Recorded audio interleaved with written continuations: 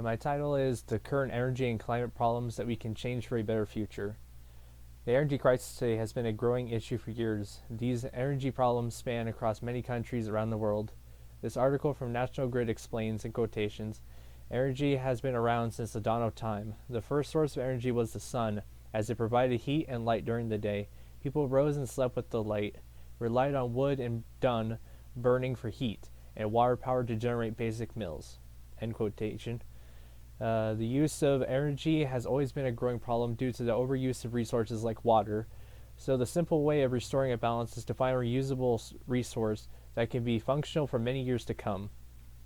And as this article from Generator Source explains, in quotation, atomic energy, solar energy, and energy from wind and biofuels are just a few of the promising alternatives for a cleaner and greener future. Other relatively new sources of energy, such as fuel cells, geothermal energy, and ocean energy, are also being explored. End quotation. As of currently, Washington's most used resources are hydropower, coal, and natural gas. But other resources that we can start investing in is solar and wind energy. But even if hydropower is our state's number one source, it should not be what we rely on as a only source, because someday it could completely run out. The efforts that we put into solar and wind could very well change our consumption of resources for the future. But the most used energy source that is effective today is nuclear energy, as this article from Inspired describes the use of nuclear power. Currently, nuclear power is the most reliable.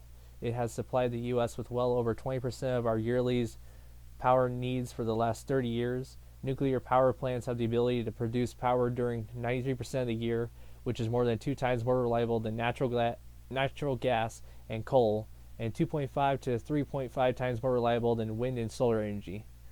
End quotation. But just because it's the most used energy resource in the U.S., that does not mean that it has to be the best resource.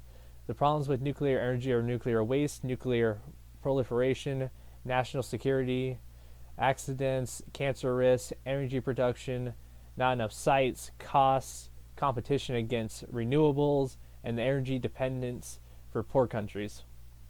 But the current fossil fuel resources that we use that are harmful to our environment are coal, oil, and natural gas. These fossil fuels do sustainably more harm than renewable energy resources, including air and water pollution, damage to public health, wildlife and habitat loss, water use, land use, and global warming emissions.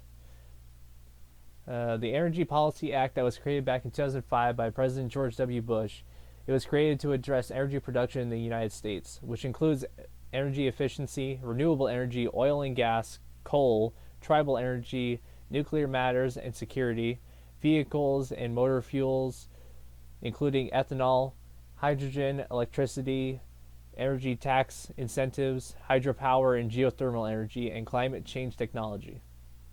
But the energy policy needs to be altered to other forms of energy, which should include solar energy. The energy policy in the United States has focused on 3 major goals: assuring a secure supply of energy, keeping energy costs low, and protecting the environment. The pursuit of those goals through government programs have developed to improve the efficiency with which energy is utilized to promote the domestic production of conventional energy sources, and to develop new energy sources, particularly renewable sources that can be used for today and in the future. In the beginning, the amount of people that consumed energy was initially around 3 kWh per day per person, and was mostly used for nourishment because of the necessity of possibility of heating for warmth. Consumption in prehistoric times rose to about 6 kWh of primary energy per day. But in the Middle Ages, people in Europe wore more clothes and created more elaborate houses and churches, increasing the daily energy consumption to about 24 kWh. But in today's day and age, we use less than 6 kWh for pure nourishment, with more than 12 kWh for the preparation and transportation of food. For example, the U.S. and German citizens consumed in 2019 about 219 kWh and 120 kWh per day. The daily consumption that we as humans usually use falls into daily routines that we use. As this article from Alt Energy Mag, the energy we use in our daily lives falls into three broad categories: food that gives us energy, energy that makes a house a home, and the fuel we put in our vehicles. The food we eat is digested to make glucose, which our blood transports through our bodies to power our muscles. The energy that we use in our homes is delivered by coal, gas, and oil. Most of the energy that we use in our vehicles also comes from oil, which will eventually run out. Another problem is that burning fossil fuels creates a gas called carbon dioxide that is building up in Earth's atmosphere. End quotation. The amazing thing is that we don't realize the amount of energy we use on a daily basis from daily activities, but the worst thing is that we don't realize the harmful effects that the energy we burn makes in our atmosphere. But some places in the world today, around 2 billion people in the world, but about 1 in 4 live with limited or no access to electricity. So about 850 million of those people, mostly located in rural areas, live completely without electricity, which is astonishing that so many people barely use or have the energy that they can use for their daily lives, which shows how much that people with power overuse the energy that we produce on a daily basis for useless products. Here's the possibilities for a better future from an article from World Economic Forum. In quotation, a study by researchers in Finland looked at the feasibility of building a renewable super grid connecting the regions of North America, including the US, Canada, and Mexico, dividing the regions into 20 interconnected subregions based on population, energy demand area, and electricity grid structure could significantly reduce storage requirements and overall cost of the energy system, they found. While replacing fossil fuels with mainly wind and solar power, it's entirely possible by 2030 such a dramatic transformation couldn't be achieved in the short term without the full support of policymakers, investors, and many other relevant organizations. Saudi Arabia can transition to a 100% renewable energy system by 2040, according to another Finnish study. While the country is known for its oil deposits, it is also rich in another energy source, sunshine, to power solar energy. By 2050, solar power could account for 79% of the country's energy demand, supported by enhanced battery and water storage solutions to lower energy system costs. The study emphasizes the central role that energy storage will play in the transition to a sustainable energy landscape to overcome the intermittent nature of solar and wind resources and provide power where there is no wind or sunshine. End quotation.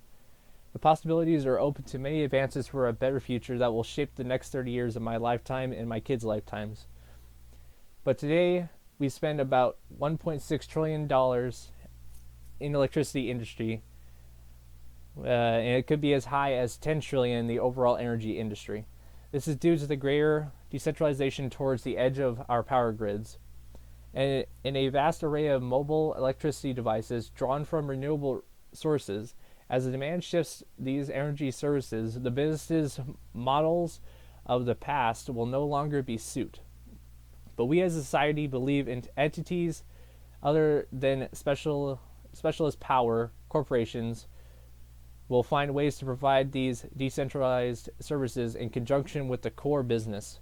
But electricity will be distributed by those who can extract the most value from the commodity. As a couple examples, a car manufacturer will be able to charge your EV. Your local school might provide solar power to the neighborhood. Solar households might share with others less fortunate. But the politicians are squeezed in the middle, as the need for a much faster green energy shift becomes clearer to avoid full climate catastrophe. The emission-free energy solutions will increase dramatically. But the struggle that will dominate the development to come with beyond the pace of the shift towards some renewables. The future of energy is the convergence of energy, but the latest technology to promote sustainability across the spectrum of energy is what will help that future change. The energy, water, and agriculture companies around the world realize that the threat of climate change is a serious threat to human health and prosperity, but it's also related to their business economics. Climate change is a growing concern, and many people are now realizing how much we as humans impact our Earth, individuals, commodities, and entire nations that are implementing initiatives to reduce our impact on the environment. As such, we're seeing a big push for renewable energy. Some countries are pushing to phase out non-renewable energy resources and use only renewable energy. As an example, Costa Rica has gone for hundreds of consecutive days at a time, relying solely on renewable energy. But I believe more and more countries will follow Costa Rica's example in the future, making renewable energy the norm. The future trends that are developing in energy is related to microgrids and distributed power. We as a society are experiencing an increase in requests to design entire communities that have their own localized renewable energy and storage systems. This allows the community to produce and use their own power without relying on external energy providers. This will allow for a constant sharing of energy to vast places around the globe, implementing technologies that are sustainable, that serve the needs of those using the technology without compromising the ability of future generations to meet their own needs, will be crucial when determining when we should focus our time. Renewable resources like wind and solar power are certainly the way forward when it comes to where our energy comes from. As this article from Wired talks about, the use of transportation and consumption of power. In quotation, the future of energy is paired with the future of transportation. For over a century now, gasoline and diesel have powered how we drive, but we are seeing a rapid change to electric vehicles. Bloomberg estimates that by around 2040, some 56 million electric vehicles will be in use, which will comprise the majority of global passenger car sales. Lithium-ion batteries power electric vehicles along with everyday gadgets that we now take for granted, which makes lithium a fuel source growing in importance. The accelerating change of technology we use commercially and personally is dramatically increasing the global demand for electric power. As consumers, we're gulping power at an alarming rate for air conditioning systems, heating systems, household appliances, and all forms of home entertainment devices to cloud computing, computers, and consumer electronics. Over the past few years, we are also plugging in electric vehicles at an ever-increasing rate, and let's not forget the industrial power needed to churn out all these products, as well as keep the other wheels of industry turning. In fact, global electricity demand has been projected to nearly double from the year 2010 to 2030. End quotation.